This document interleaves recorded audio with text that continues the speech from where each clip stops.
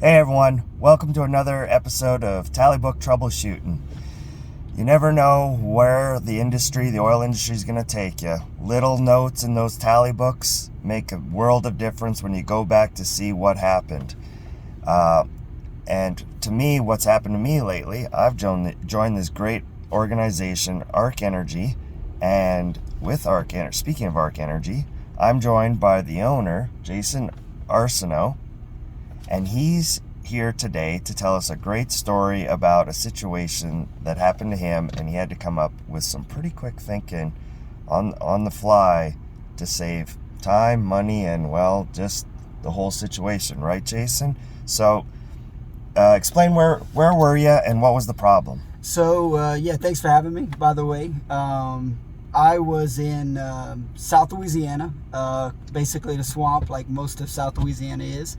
It was probably 2008, 2006 sometime. Big gas boom, everybody wanted equipment fast, and so that's kind of how we got our start there, and it was good times. We bought a bunch of equipment from a BP facility that had gone underwater from a hurricane, and so we bought slug catchers, towers, all kind of equipment, and of course, show up cranes, trucks, disconnect them, flush them, load them out, right?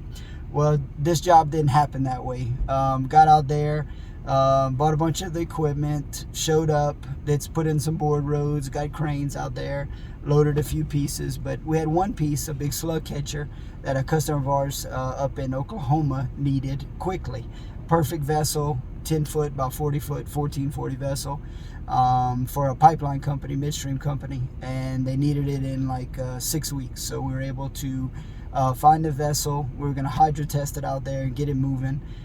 So got there, cranes, trucks, vessel weight about 250,000 pounds. So obviously permits, etc. So pretty big. How long was this thing? Well, overall it was about 60 foot, but from flange to flange, wide was about 12 foot wide. So big trucks, big trailers, big crane. Very big. Okay, sorry, keep going. No problem. Real big. So basically, got out there, got the trucks there, loading other things, and so the driver comes out. We got the unit rigged up, kind of getting ready to load them, and he says, man, I'm having trouble getting my permits. And so we're like, all right, well, how long are you going to be? And he's like, we'll have it this afternoon. And so we get them loaded, move it around a little bit. Then finally, 4 or 5 hours later, he comes back and says, man, I can't get the permit except for on the other side of this bridge. We're too close.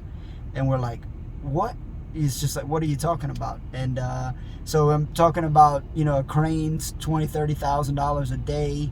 And just everything's there, customers waiting.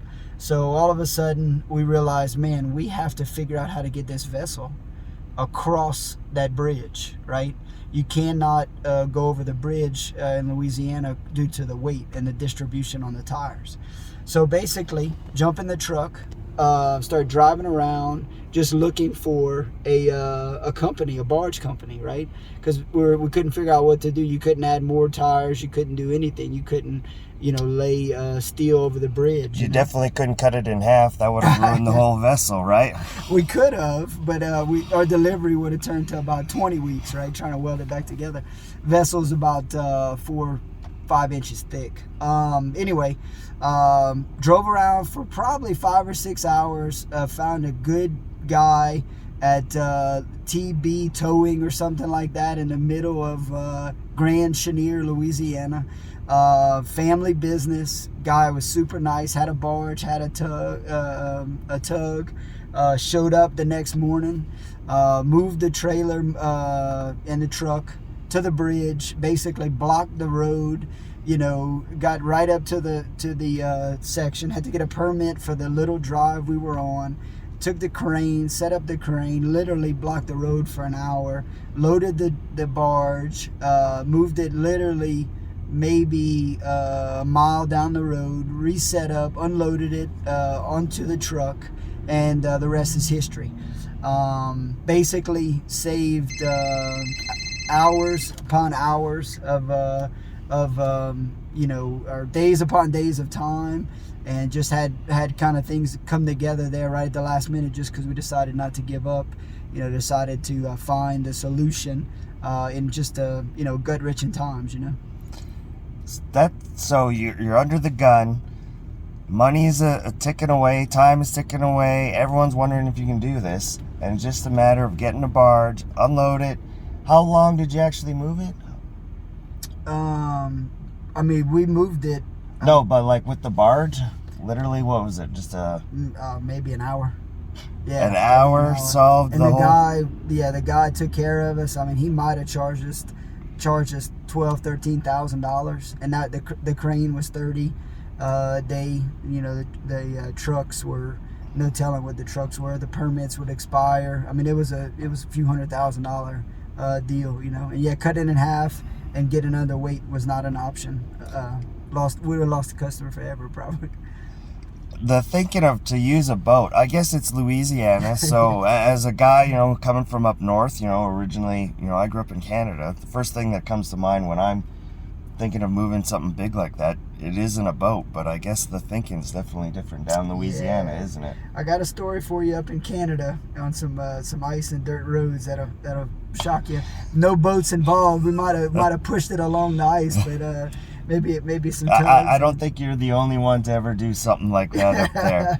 Yeah, but no, this was good, and just some good old Louisiana people that just wanted to help out. Came together and all worked as a team. They could have took advantage of us, and they didn't. So we've used them a few times since then for other things, and good people. Well, everybody, I hope you enjoyed Jason's story. I hope you're enjoying these little stories, making you curious about the person. I know we could get into the long history Jason has in this business, but in this, what I'm trying to demonstrate is the ingenuity, or get across is the ingenuity that we have in our industry. Great people like Jason who have come up with great ideas for some pretty big problems, and I hope you enjoy it. Thanks again, Jason. Yeah, it's my honor, man. Thanks for doing what you're doing. Inspiring people, helping people know that, great things come from challenges. And it's been a tough 2020 for everybody. I don't care what people say. Everybody went through some stuff, and hopefully everybody came out stronger, and appreciate the inspiring stories, and looking forward to our industry growing, America and the world, and getting through this energy crisis we're in. Yes, sir. We have to get outside our comfort zones. We gotta think outside the box. For instance, even this story, we originally did this story from the Petroleum Museum in Midland, Texas. If you've never been, you have to go check it out. They've been great. They've been allowing me to film there, but due to my own troubleshooting stories, I've been screwing up the videos over there. So finally, I just went back to the old trusty phone video, and here we are. So everybody have a great day. Once again, Jason, thanks for coming on. My pleasure.